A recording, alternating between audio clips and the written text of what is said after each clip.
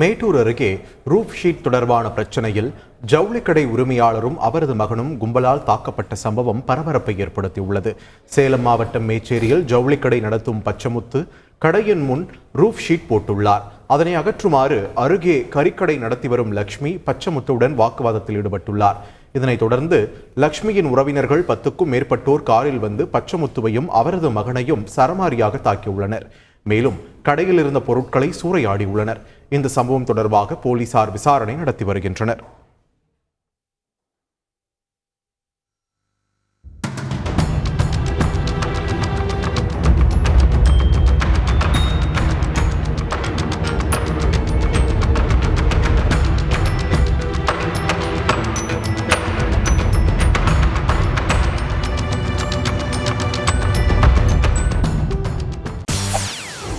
செய்திகளை உடனுக்குடன் தெரிந்து கொள்ள உடனே சப்ஸ்கிரைப் பண்ணுங்க.